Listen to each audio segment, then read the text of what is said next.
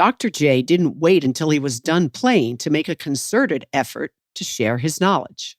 He believed a requisite of being part of the exclusive Icons Club was to pay it forward. Just as Bill Russell came to him and offered sage advice before he went pro, he gladly shared with others the unwritten code of how to handle yourself as the team's top dog. One of the first players he assisted was Sixers rookie Charles Barkley. The number one thing he taught me, he says, you're a star. You're a superstar.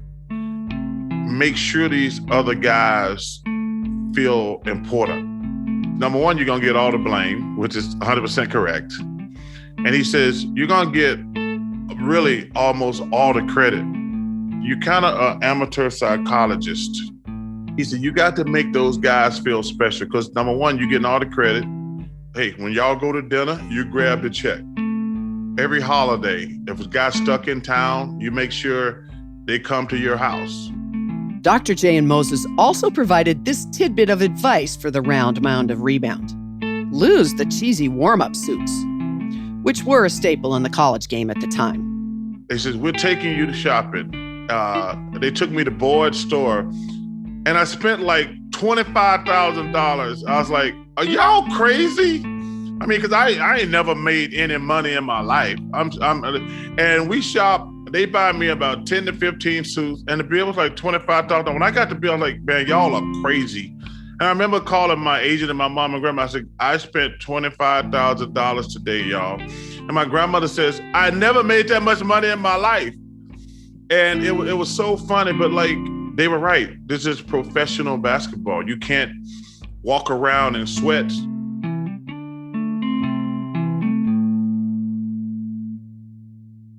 Erving's willingness to share his expertise soon made him the go-to for ambitious young players. When Magic Johnson considered whether to leave Michigan State early and go pro in 1979, he talked it over with Dr. J first. When Jordan wanted a blueprint for his business pursuits, he studied how Erving profited off the court.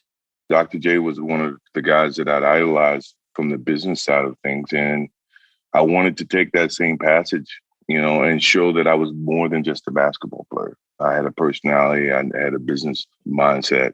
I can coordinate and I can cross all different types of color barriers. When Kobe decided to reach out to the all-time greats to siphon their knowledge, Dr. J was atop his list.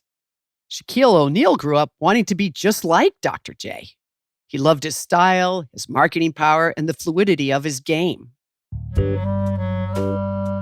One morning in 1991, when Shaq was a rising star at LSU, he decided to sleep in.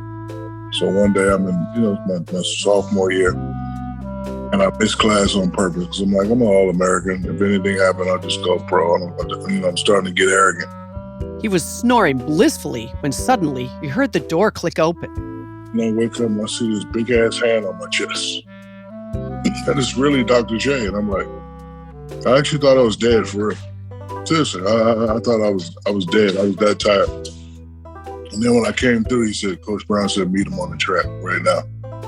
And I was like, oh shit, I missed class.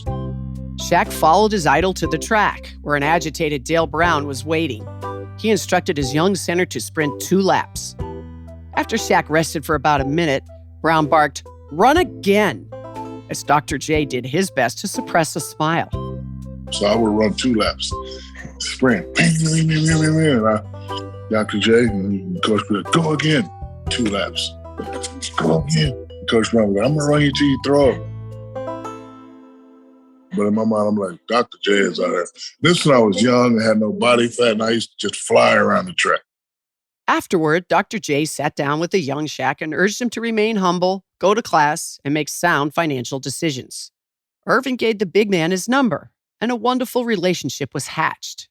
In later years, when he moved to Orlando near Shaq's parents, the two would gossip about the NBA and the latest fashion trends.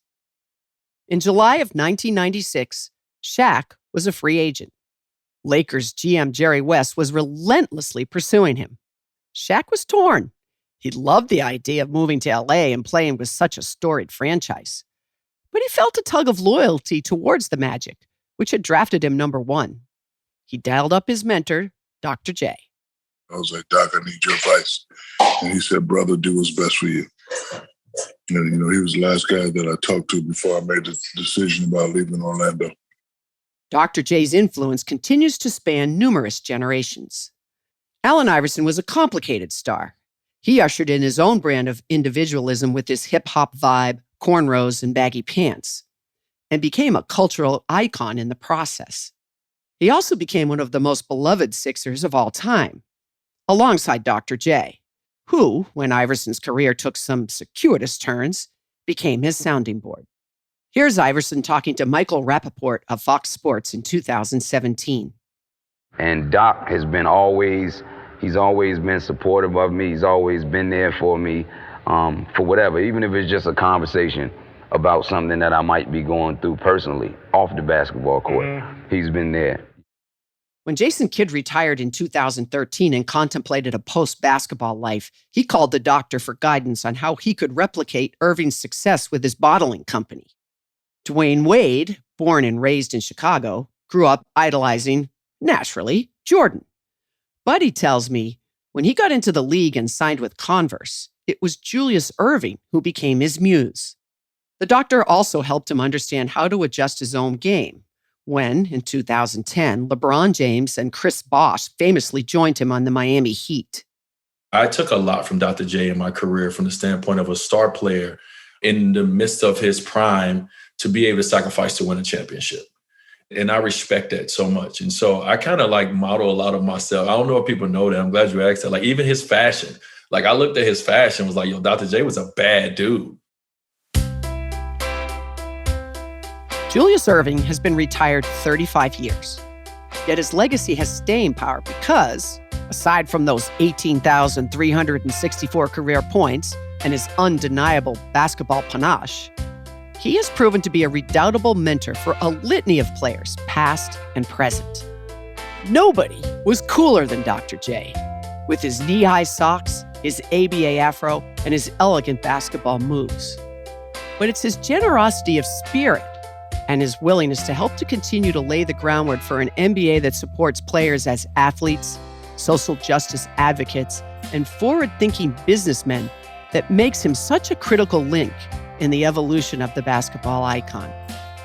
Here's how Bill Walton knows that's true. The way you can tell that that Dr. J is the single most beloved, respected, and admired player is that when we go to the Hall of Fame every year, Dr. J, he gets the most presentations, by far. Dr. J says very few of his peers acknowledged his greatness while he was in the thick of his career. It was one of those old-school unwritten rules. It wasn't until he was long retired that his friend and former ABA teammate Al Skinner told him, "You were playing a different game than everybody else." It startled Erving because no other player had actually verbalized that to him. And he understood why. You never showed weakness in front of a competitor. You don't want to give him an edge. You don't want to give him an edge. You never say, man, that guy's so good, he's just going to kill me tonight. Although Dr. J was caught in the crosshairs of the Magic versus Larry phenomenon, he managed to beat them both during his illustrious climb to the top. And, as both Magic and Larry will tell you, they learned a thing or two from the doctor as they began their own ascent. That's next on the Icons Club.